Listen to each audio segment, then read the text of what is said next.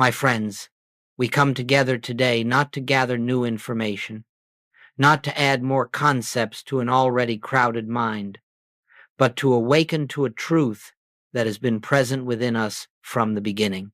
And the truth is this, that what we have so often called seeking guidance, seeking answers, or seeking God has been based on a profound misunderstanding of the nature of spiritual reality. For generations, sincere seekers have approached prayer as though God were somewhere else, as though divine wisdom must be summoned, persuaded, or awakened before the answer can appear. But I must tell you, this is not the way of spirit. God does not begin to function when we begin to pray. God does not wait for our words before grace is set in motion. The activity of the infinite is eternally present, eternally complete, lacking nothing, withholding nothing. What appears to us as unanswered prayer is not the absence of God's response, but the absence of our recognition. And so the great spiritual tragedy is this. We stand at the edge of an ever-flowing fountain, thirsting, pleading for water, unaware that the fountain has been flowing all the while. The divine presence is not something to be achieved. It is something to be realized. It is not something to call forth. It is something to awaken to. This is the beginning of our journey today, the recognition that God's answers do not come into being because we ask. God's answers they are the perpetual expression of a presence that knows no beginning, no interruption, and no delay. Therefore, the purpose of spiritual practice is not to bring God into the situation, but to bring our consciousness into alignment with what God already is. And if you can grasp even a trace of this idea that divine fullness exists here and now, you will begin to feel the soft dissolving of fear, the melting away of anxious effort, the loosening of that inner tension that so often accompanies religious striving. We are not here to try to make something happen. We are here to discover what has never ceased happening. And so let us proceed gently, quietly, into the heart of this teaching, that we may come to see for ourselves the profound reality of the divine, already the truth that God's presence, God's guidance, and God's answer are forever established, awaiting only the stillness in which we recognize them. Let us move now into the heart of this principle I have called the divine already. For unless this truth is clearly understood, all spiritual practice remains entangled in effort and expectation. You see, the infinite way teaches a simple but revolutionary truth, that God is not becoming, God is not developing, God is not preparing something for you in the future. God is the eternal isness, complete, whole, perfect, lacking nothing and withholding nothing. Everything that God is now, and everything that God expresses is already established within the invisible kingdom that Jesus referred to when he said, "The kingdom of God is within you." This kingdom does not come into being through prayer. It does not unfold because of our spiritual techniques. It is not granted as a reward for good behavior or withheld as punishment. The kingdom is an ever-present reality that the human mind simply has not learned to perceive. When you understand this, even dimly, you begin to see why so many prayers appear to go unanswered. It is not that God is silent. It is not that heaven is withholding its blessings. It is that we have approached prayer as though God must act, rather than as though we must awaken. For God's action is never absent. God does not move in tides of generosity and restraint. Divine harmony is perpetual. Divine life is perpetual. Divine supply is perpetual. It is our inner awareness that fluctuates, not God's availability, and so the principle of the divine already invites us to rest. Rest from the belief that we must persuade the infinite to take notice of us. Rest from imagining that God is somewhere afar off, needing to be summoned. Rest from the weary sense that spiritual blessings must be achieved or earned. In reality, the activity of God cannot be increased, decreased, hurried, or delayed. The fullness of divine presence is here, now, as the very fabric of our being. But until we become still enough, quiet enough, receptive enough to recognize this presence, it remains to us as though God were absent, not absent in truth, only absent in our awareness. This recognition is the beginning of spiritual grace. It is the dawning of a new way of living, where prayer is no longer a pleading for something to happen, but a resting in what eternally is. When the mind stops insisting, demanding, or outlining, when it grows silent enough to perceive the gentle flow of divine wisdom already at work, then the answers that seem distant become clear.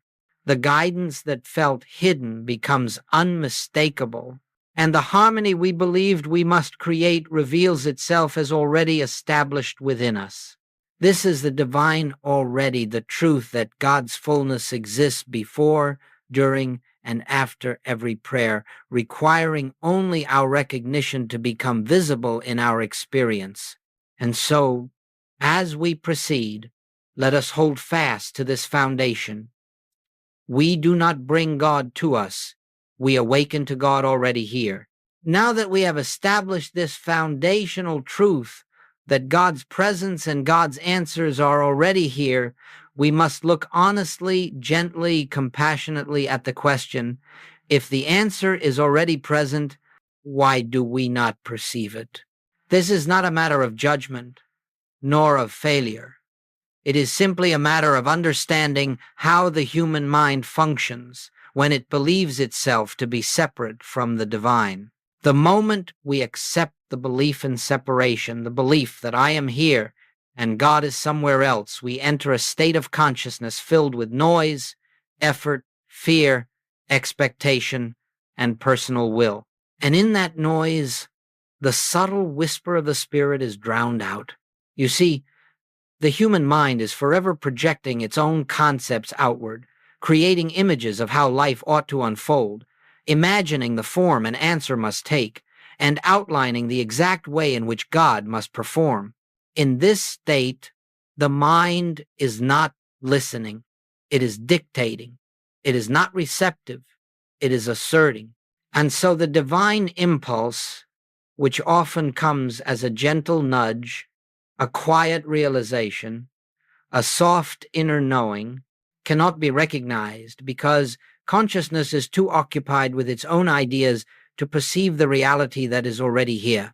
Think for a moment of how often we approach prayer with a particular outcome in mind, a job we want, a healing to occur in a certain way, a relationship to mend according to our blueprint, and then we wonder why guidance seems obscure.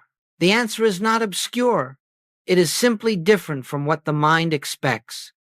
Spirit never operates according to the limited patterns of human desire. Spirit reveals itself in ways that transcend our imagination, but the mind, locked into its own images, cannot recognize the answer because it does not match the picture it created. Another barrier to recognition is fear, that deep, often unconscious fear that if we release control, if we stop dictating outcomes, life may unfold in a way we do not prefer. Fear tightens consciousness. Fear contracts the inner space through which spiritual realization dawns, when the thought life is dominated by what if and how will I. And suppose the worst happens. The mind becomes a storm, and in a storm, even the strongest beacon of light appears dim. Then there is the subtle but pervasive belief that God is responsive, that God hears, evaluates, decides, and then acts. This belief is the root of spiritual blindness, for it keeps the seeker waiting for something to happen instead of recognizing what is already happening.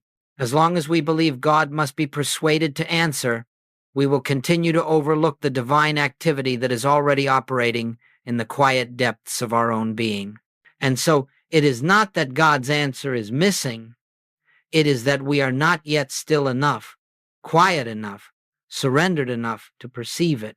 The Infinite Way teaches that divine guidance is always present, always flowing, always available, but it can be perceived only by the receptive consciousness, the consciousness that has released its personal agenda and stands open like an uncluttered field, waiting not for something new to be created, but for the ever-present to be revealed.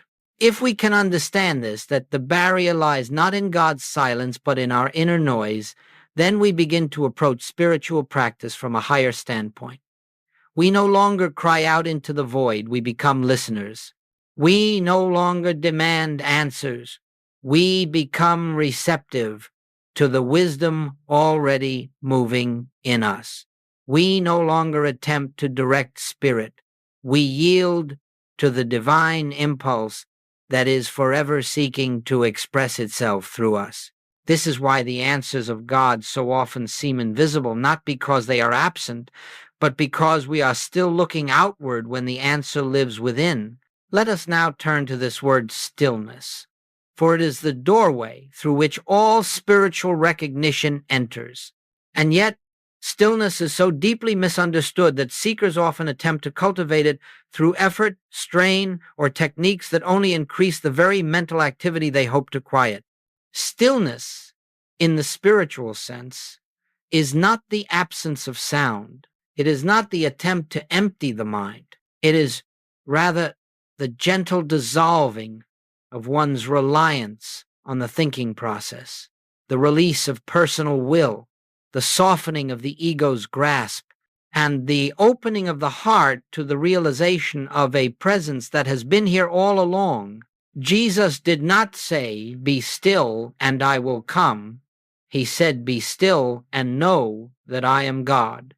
The stillness is not a preparation for God's arrival. It is the condition in which we awaken to the God that is already present.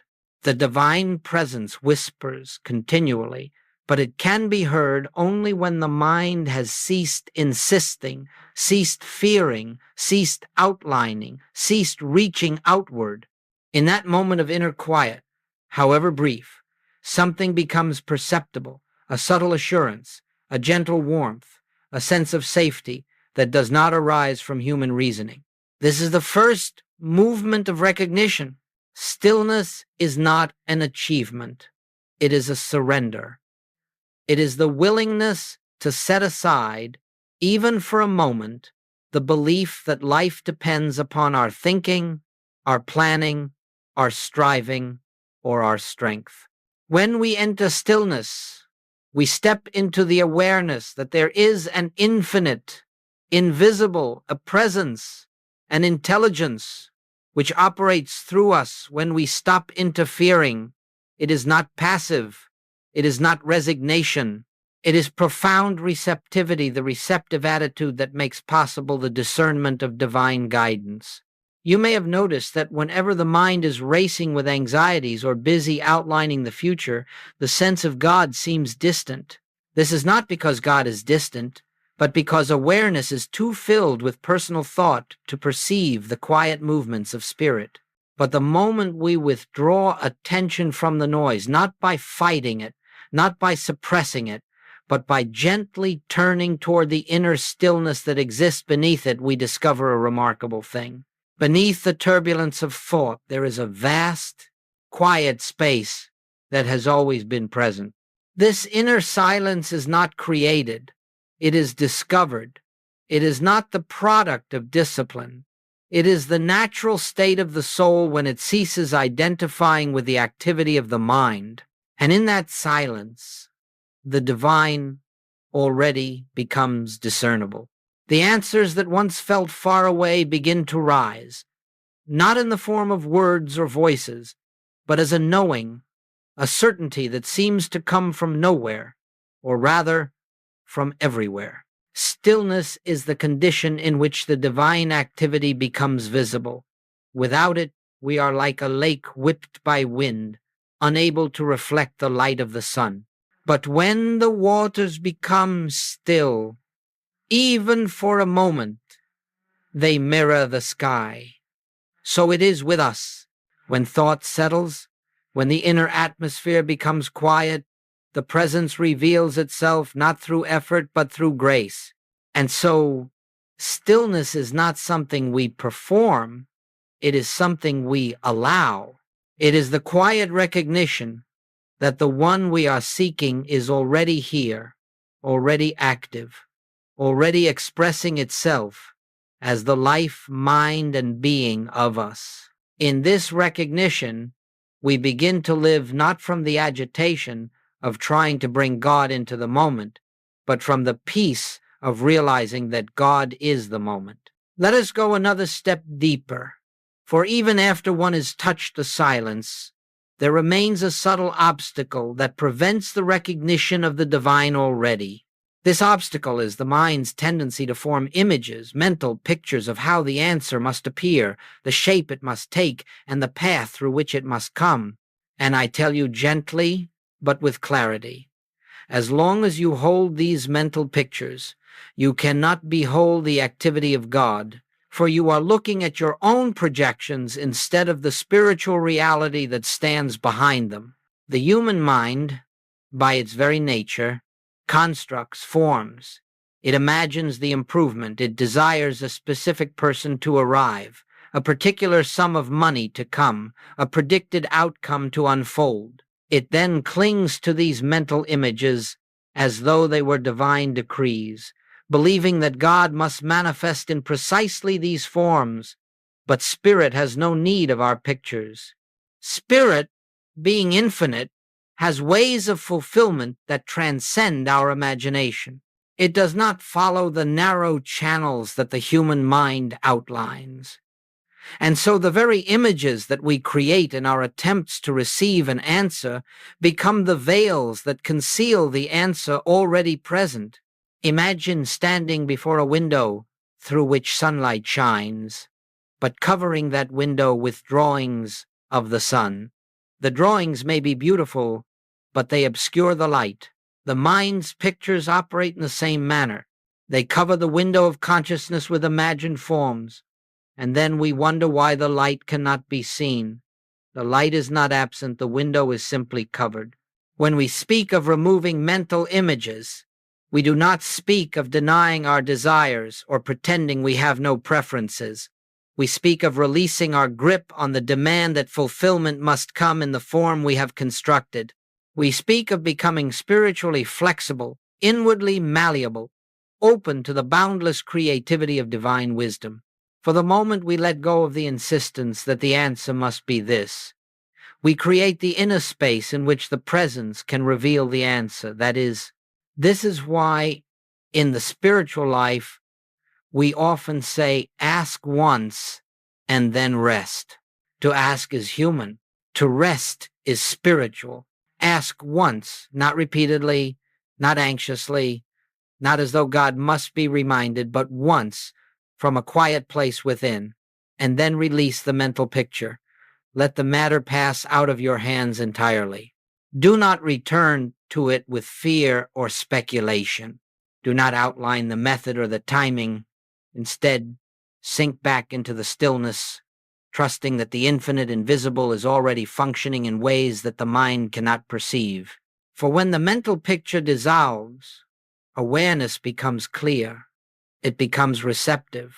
It becomes capable of perceiving the subtle, gentle movements of divine intelligence, movements that were always present but hidden behind the thick veil of personal desire and conceptual thinking.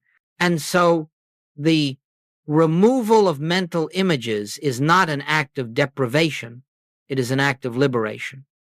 It frees us from the confinement of the small, limited self and opens us to the infinite ways of God.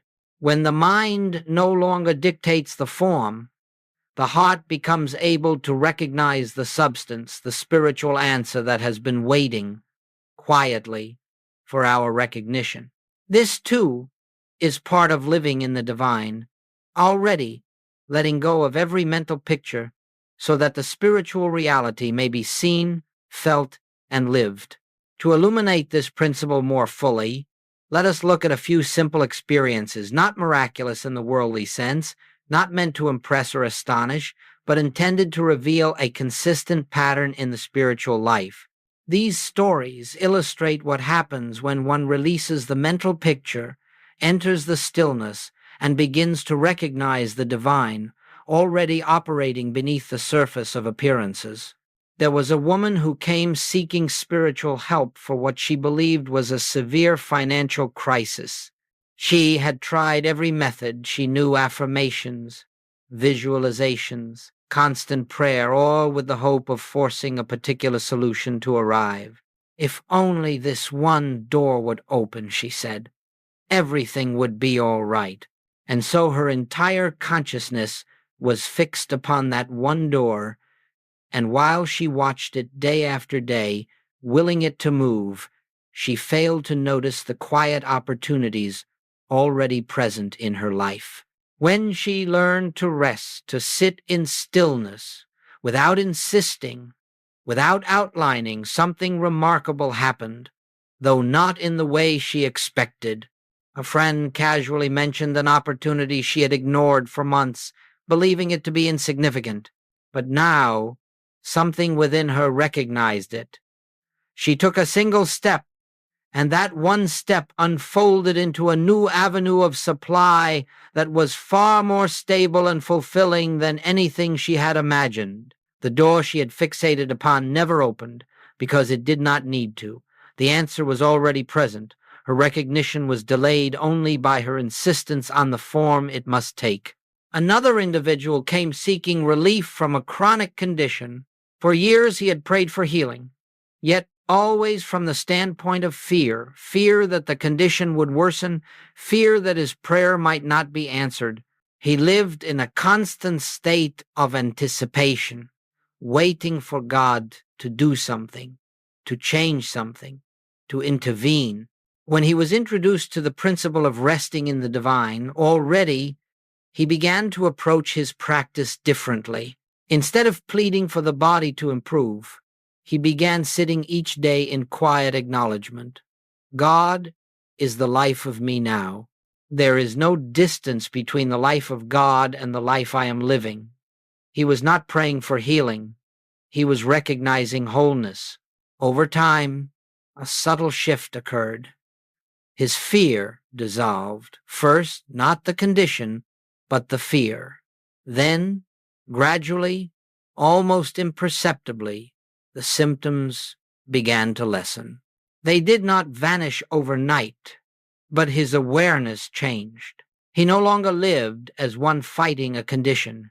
He lived as one sustained by a presence that had always been there, and the healing unfolded in the rhythm of grace. A third example, a woman yearning for harmony in her relationships. For years she had prayed for certain people to change, for circumstances to adjust, for others to understand her better. Her attention was fixed outward on behavior, on personalities, on situations. When she learned that her task was not to change others, but to realize the divine love already functioning within her own consciousness, everything shifted. She began to sit in quiet recognition. Love is the nature of my being. I need not create love, nor seek it. It is already the fabric of what I am. Without any deliberate effort to influence others, her relationships began to transform. Conversations softened, tensions dissolved, new connections formed, and she realized, with quiet awe, that harmony had always been present. It was her fear and her effort that had obscured it. In each of these examples, the divine activity was not created, it was recognized. The answer was already present. The only thing missing was the awareness of it.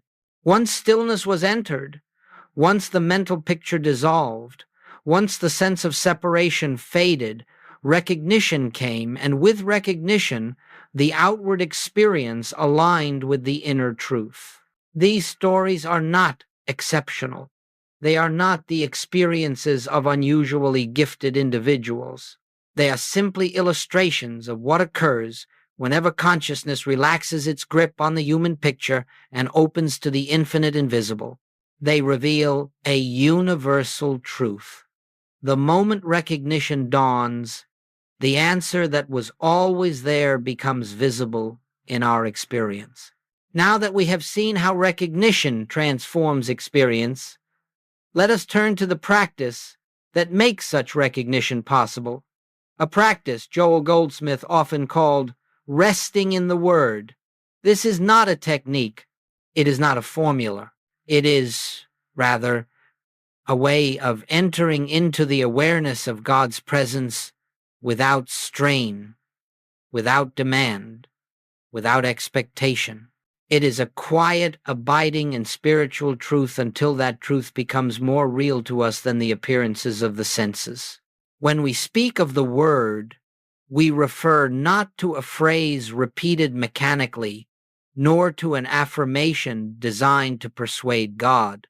We speak of a spiritual principle, a statement of truth that reveals the nature of God and, therefore, the nature of our own being. Something as simple as, I and the Father are one, or God is the life of me, or where I am, God is. These statements are not meant to change God. They are meant to quiet the mind long enough for us to perceive what is already true. And so the practice of resting in the Word begins with selecting one spiritual truth that speaks to the need of the moment, not a truth that promises a specific outcome, but a truth that dissolves the belief in separation. Let us say, for example, that you are facing confusion, uncertainty, or a sense of being directionless. The human mind wants to force clarity, to demand answers, to plan and anticipate. Instead, you sit quietly and bring into your awareness the truth. Infinite intelligence is here. Not will be, not might be is here. You rest in that truth. You do not outline how intelligence should express itself. You do not ask for a sign.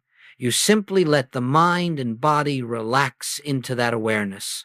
At first, it may feel mechanical, for the mind is accustomed to activity. But as you continue gently, without pushing, the truth begins to settle into consciousness. A softness comes, a spaciousness, and in that spaciousness, the divine impulse can make itself known. Or perhaps you feel fear or insecurity. You might rest in the truth. God is the strength of my life. You are not asking for more strength. You are recognizing that divine strength is already present as your very being. Slowly, the emotional agitation quiets, and a sense of inward assurance arises, not because you have summoned it, but because you have become still enough to perceive it. For those seeking guidance or facing a difficult decision, one might rest in a truth like, the Father within me knoweth. This is not a plea for direction. It is an acknowledgement that the infinite invisible, the very essence of wisdom, is already functioning within you. And as you rest in that truth, the frantic demand for answers dissolves, making way for quiet inner knowing. The important point is this: you do not repeat the word to get something. You rest in the word to become aware of what already is. This is why Goldsmith taught that the word should never be forced. If you find the mind wandering, you gently return to the truth. If thoughts arise, you do not fight them. You simply let them pass, returning to the awareness of spiritual reality. Over time, the practice becomes less about words and more about a felt sense of presence. The words become a doorway into silence, and in that silence, the divine already reveals itself. There may come moments during this resting when you feel a shift, a softening, a lifting, a sense of quiet peace that has no human origin. That peace is not the result of your effort. It is the sign that you have touched, even briefly, the living presence that is always active, always available, always expressing itself in and through you. And so the practice of resting in the Word is simply this: to rest in truth long enough for the truth to become real, to abide quietly until the spiritual fact shines through, to be still, not that God may enter, but that you may perceive the God who has never left. Let us now move into the living of this truth, for spiritual understanding must ultimately become spiritual life. It is one thing to glimpse, in moments of quiet contemplation, the reality of the divine already. It is another to allow this realization to shape the way we walk through the world. And so we come to a great transition in consciousness, the shift from petition to recognition, from striving to resting, from seeking God's action to trusting God's presence. Most of our human experience is built upon the belief that we, as separate individuals, must constantly appeal to a power outside ourselves for help, for direction, for healing, for supply. Petition assumes lack. It assumes distance. It assumes a God who must be awakened or persuaded. But recognition assumes something altogether different. Recognition assumes that the fullness of God is already present, that the activity of spirit is already unfolding, and that our role is not to summon it, but to become aware of it. In the beginning of spiritual awakening, one may still find oneself slipping into petition, for it is familiar. But gradually, as one rests more deeply in the Word, there comes a moment when you sense, not intellectually but spiritually, that there is nothing to ask for, not because you have grown indifferent, but because you perceive that the very presence within you is the source of every possible answer. Consider how your decisions change when you live from recognition. You no longer strain to choose correctly, for you realize that the wisdom of God is already functioning as the mind that you are. Guidance becomes intuitive. It comes as a quiet nudge, a gentle knowing, a sense of rightness that arises without reasoning. You have not asked for direction. You have recognized the presence that directs. Consider how your relationships change. Instead of asking God to heal, to fix, to soften others, you begin to recognize the divine love already expressing itself at the center of every being. You no longer approach others with the expectation that they must change to give you peace. You recognize that peace is already within, and as this peace becomes real to you, it radiates outward, transforming relationships without effort. Consider how your sense of supply changes. You no longer pray anxiously for needs to be met. You no longer outline sources or cling to specific outcomes. Instead, you recognize that infinite supply, not material wealth, but the spiritual substance behind all form, is already present as the activity of your consciousness. Opportunities appear. Doors open, resources flow, not because you have asked, but because you have aligned with the truth of spiritual abundance. Living from recognition also changes how you face challenges. Fear dissolves, not because circumstances become easier, but because you no longer face them as a separate self. You recognize the presence that goes before you, the presence that is in the midst of every situation. Instead of rushing into action, you pause, not to beg for help, but to acknowledge the divine activity already taking place. And in that pause, the situation begins to reveal harmony where the human mind saw only discord. This, my friends, is the great shift in spiritual life.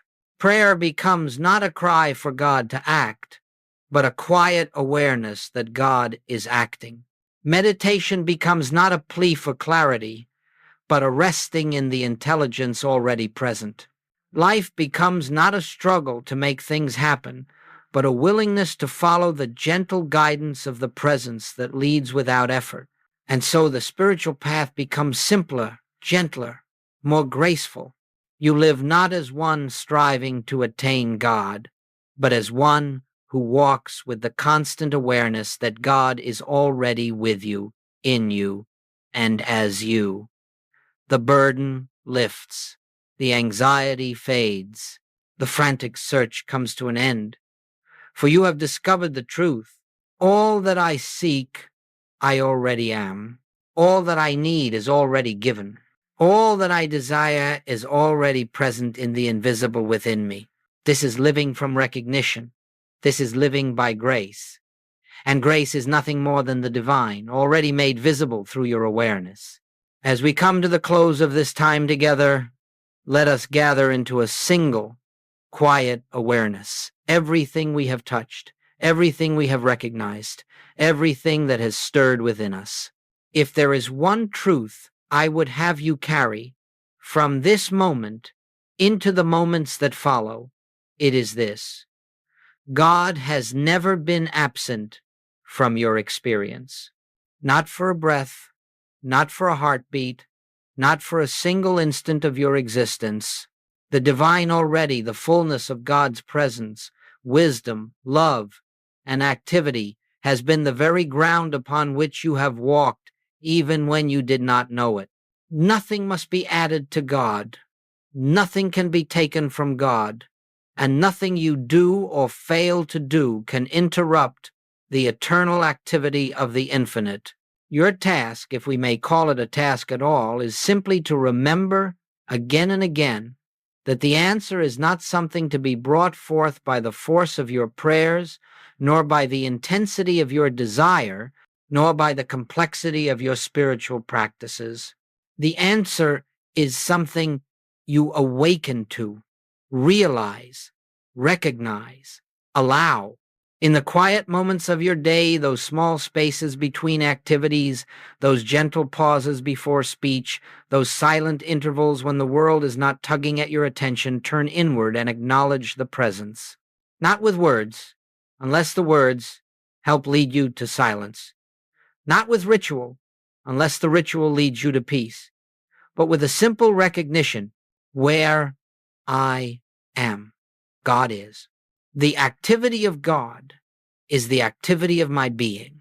I rest in what already is.